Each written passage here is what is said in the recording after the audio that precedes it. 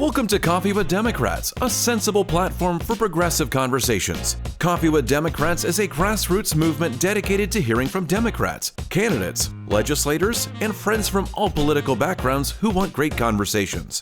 Coffee with Democrats is committed to increase Democrat voter registration and Democrat voter turnout by making voting more exciting and meaningful. And now here's your host of Coffee with Democrats, Kevin Dawson. Hey, good morning and hello. We're Coffee with Democrats, an expanding grassroots movement connecting blue dots throughout America. We host Zoom meetings every Thursday from 10 to 11 a.m. Central Time with people who want to make a difference. We hear from candidates, elected officials, activists, expert organizers from across our 50 states. But today we're going to go off script a little bit. We're going to change this from being on Thursday to a Monday afternoon release of this video, because it's such an important day. Tomorrow is 12/12. It's December 12th.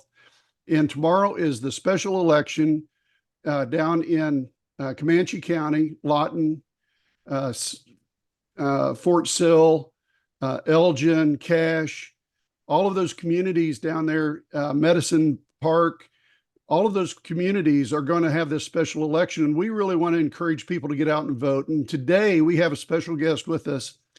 Nabilah, I'm going to butcher your last name, so please help me out. Rawdah, you did good.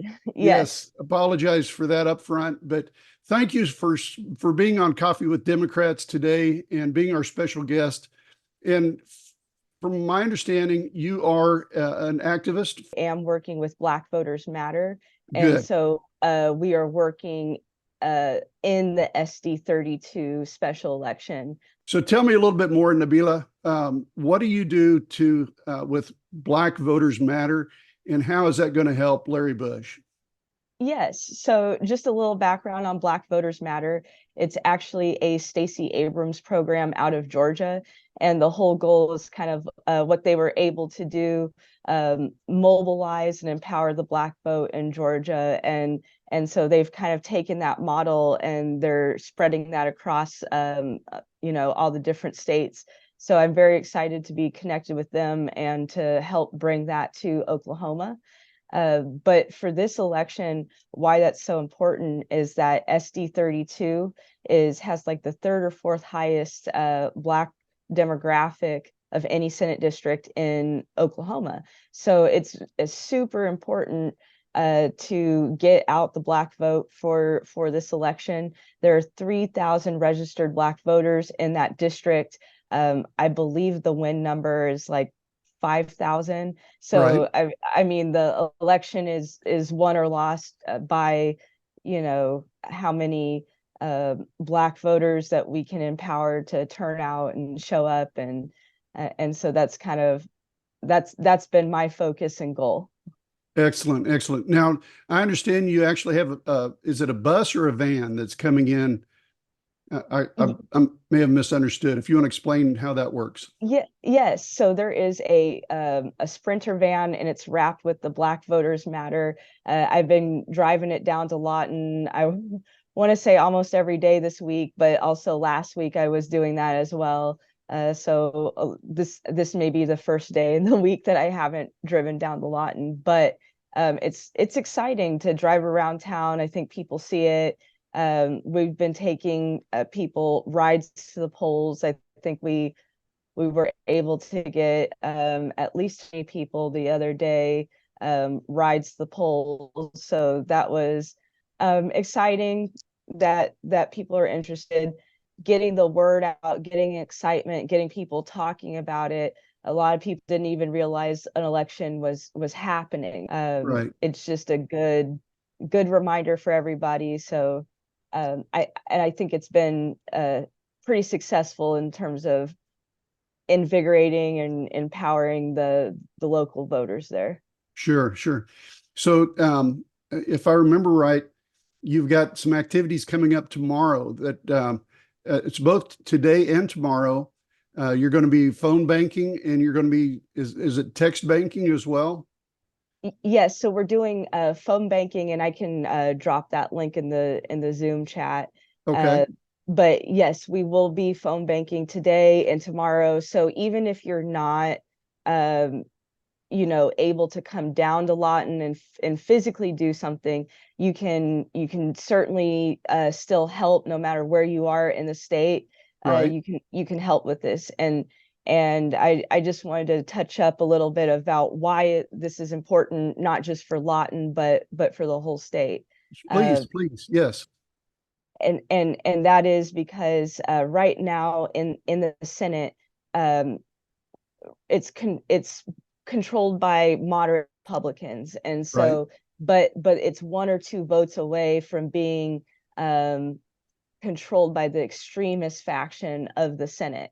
Right. And so while getting people into office is a democratic process, a lot of times the legislative process in the building is not very democratic.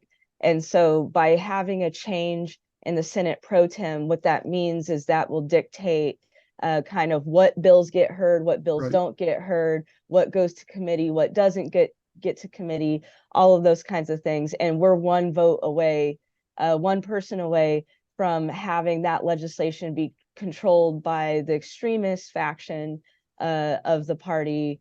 And so that's kind of why this is how it affects the entire state. So really kind of the balance of power. So if you think about pairing an extremist Senate with our governor, having those 2 elements together, it can end up being a very, I perceive as dangerous kind of combination.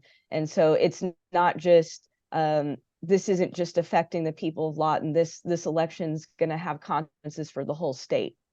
Right. And again, to put this in perspective, because we really need to think about this, there's a lot of emphasis what you're doing with African American Black people within the Comanche County Lawton area, but this isn't just affecting just that group of people.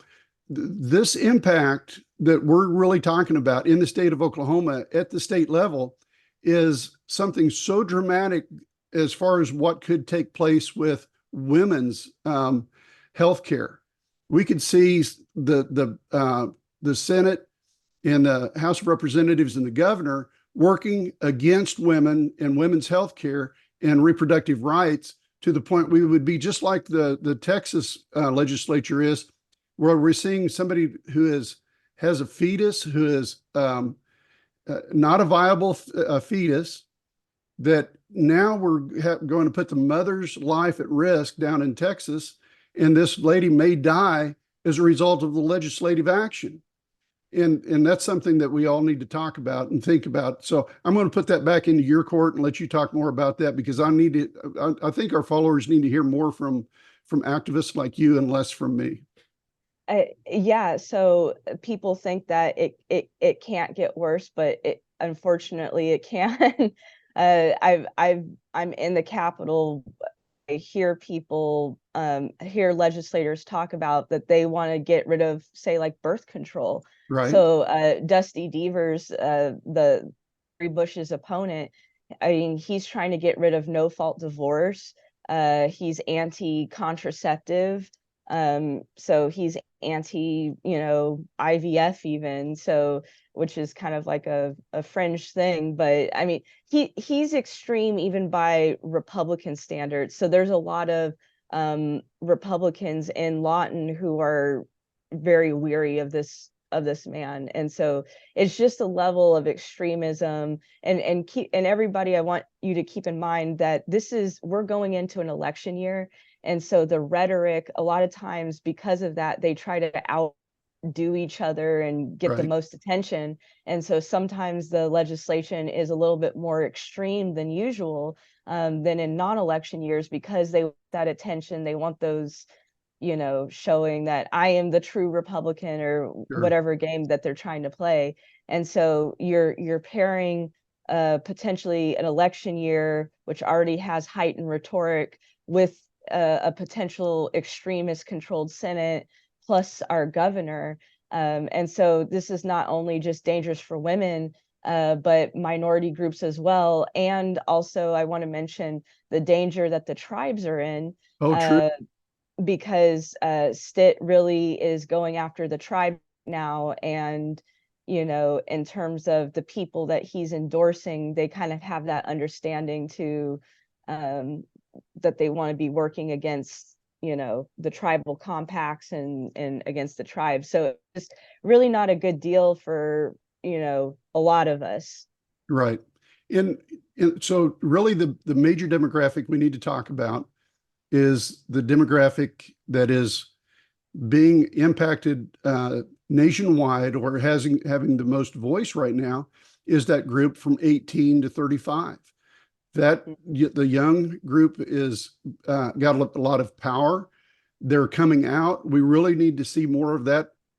So I think one of the exciting things is this younger generation, I feel, is more politically engaged and involved compared to other generations at the same age. So we had more political involvement with this younger age group than the boomers did at their same age group during the height of, say, like Vietnam War. So I think people are more tuned in. I think it was a real wake-up call to see that rights aren't guaranteed. Like, we have this mentality that rights are always going to move in the correct direction, not realizing that rights can slide back and you constantly have to fight for them.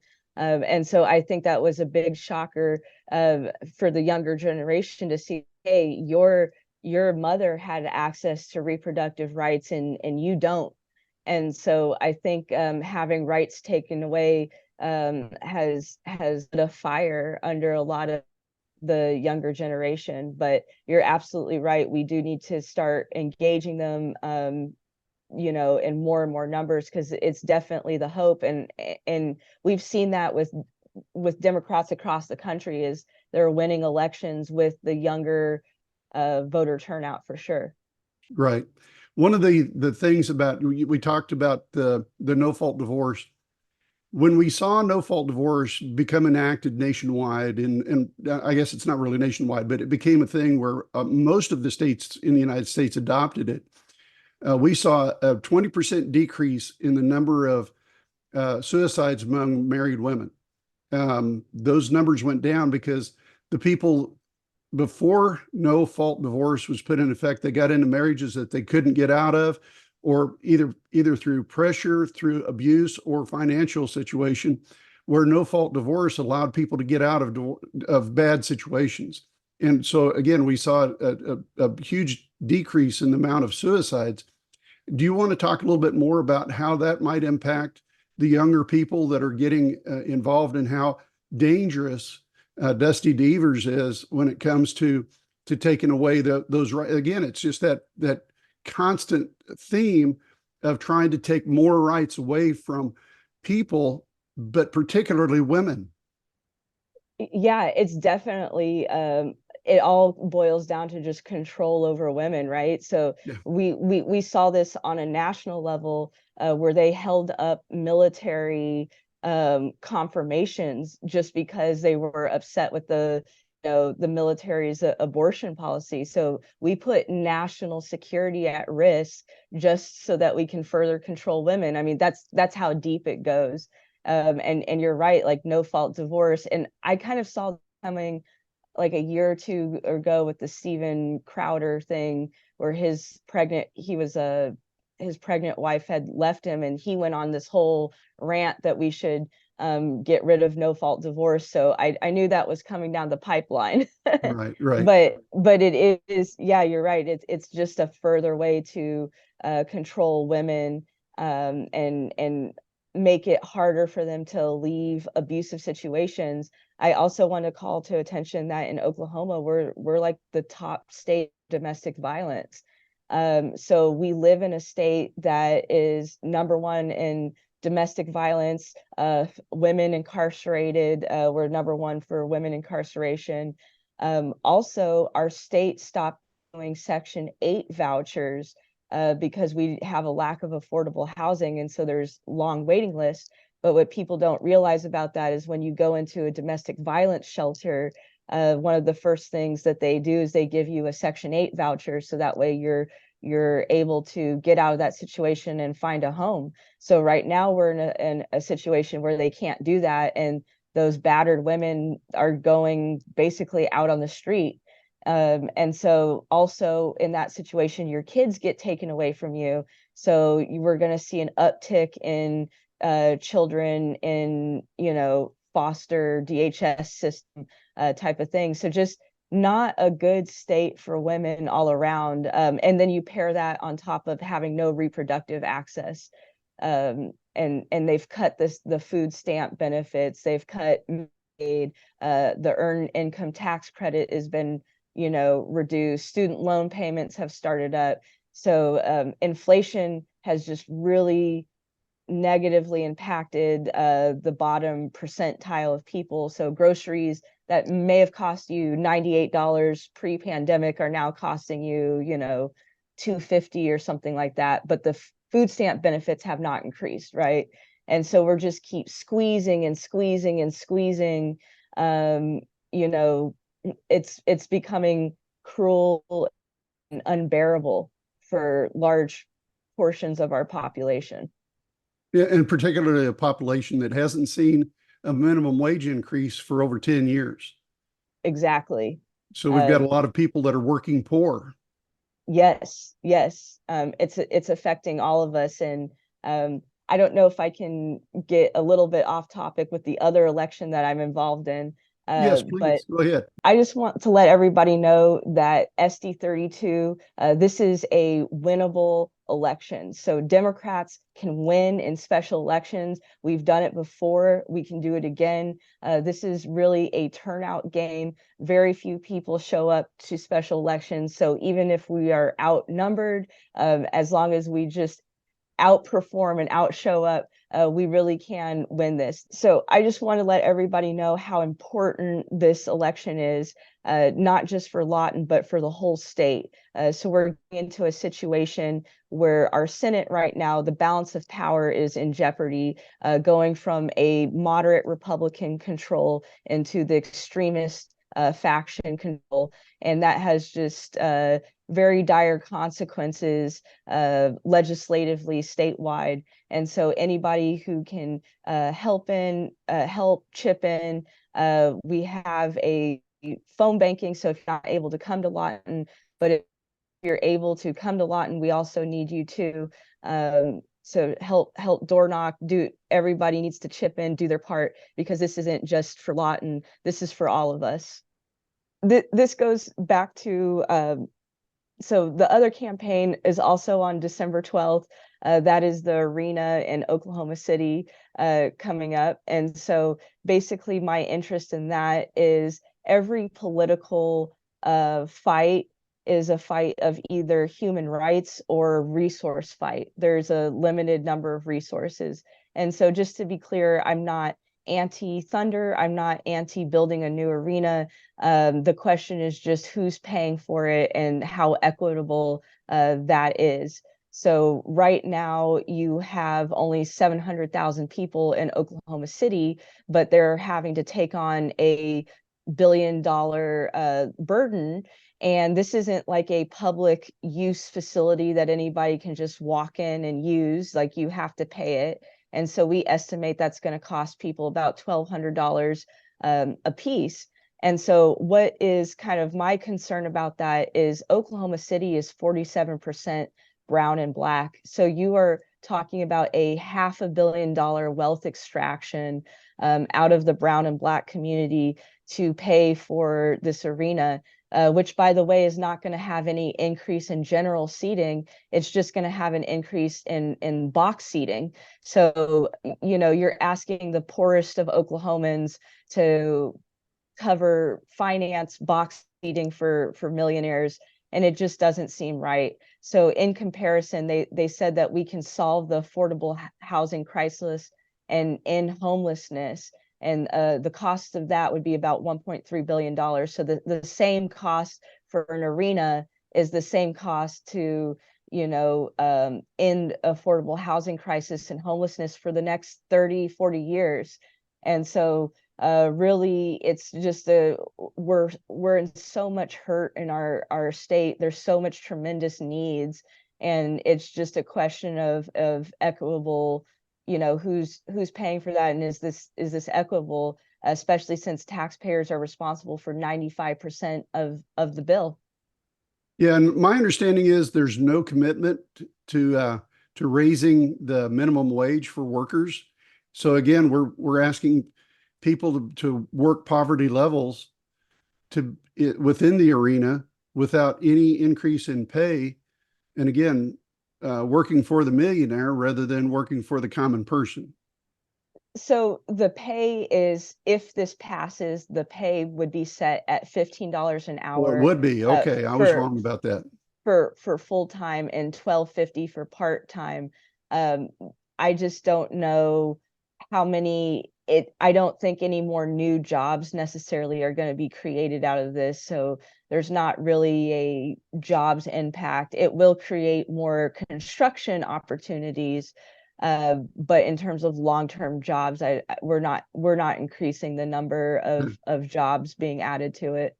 So yes, this deal is the worst NBA deal in history. There's no other team where the owners only pay 5% and the general public has to pay 95%.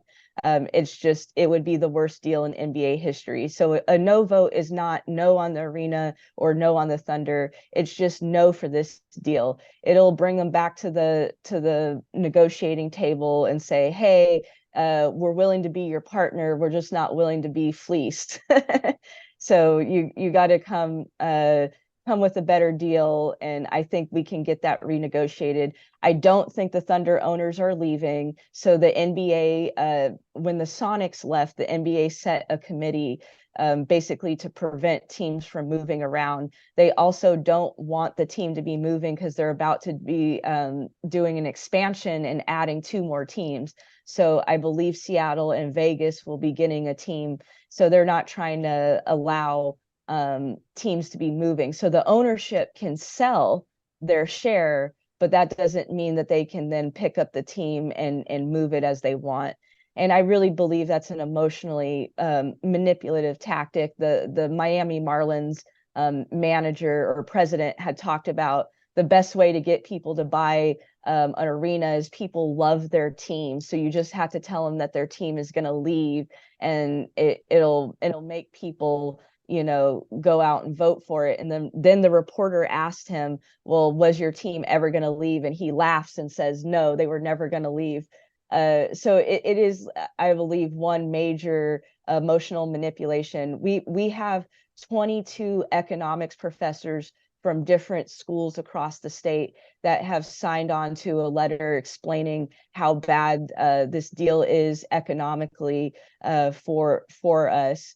And it's really just socialism for billionaires, right? So yeah. The cost of this arena goes to their evaluation. So if we would be adding $1 billion onto the Thunder financially, even though the city owns the arena, the cost of the arena is included in the evaluation of the team. So it'll make the cost of the team go up $1 billion. They're about to renegotiate their contract with ESPN for television rights, which will add about another $2 billion. So they're not walking away from, $3 billion on the table. So I really don't think that there's a universe in which they will be able to move the team. So one of the other things that I was reading this morning about the Thunder program and this arena is the negotiation for the contract did not set a ceiling. Maybe it was $900 million was yes. what the plan was, but it could actually turn out to be $2 billion. You may know those numbers better. Yes. So what was negotiated was 900 million was the minimum. There's no negotiated maximum. We estimate that the project cost is going to be 1.3 to 1.5 billion dollars when it's all said and done. But there's a lot of other hidden costs that nobody's talking about. So for example, what happens to the old arena? They haven't told us what happens to the old arena. We don't know. So potentially we will be covering the cost of building a new arena while still having to maintain operating costs of running the old arena. And you've lost your major tenant for the old arena, right? Because they're now in the new arena. So Right. how do we pay for the old arena, or what do we do with that? So that's number one. Number two is the opportunity cost. So we will not get a MAPS project, like a MAPS 5 vote. This delays that for another 6 to 8 years. So you're talking about putting every other city project on hold for, potentially 6 to 8 years. We're not going to get any new project development. The other thing people aren't talking about is that with the MAPS currently, it's a pay as you go, so we're not in debt for these projects. With this Thunder Arena, they said that they're going to do short-term financing.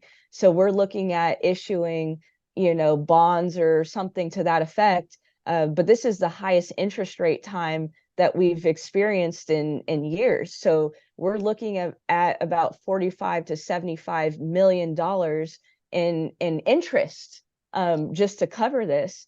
So it's just, once you start adding it up, you realize that the cost, that 1.3 billion, is actually a lot more than just that. And I also want to point out the real salt in the wound is who's issuing the bonds and who's benefiting from the interest. Who's that interest going to? And it's going to the banks, Right. but the owners are the bankers. So you have George Kaiser, who's the Bank of Oklahoma president, and then you have Jeff, I forgot his last name, but he's the private owner of MidFirst Bank, which is one of the largest privately held banks in America. So they will be the ones buying the bonds. So they will not only profit from the value of their asset going up, but they also then profit off the interest payments that are being paid out.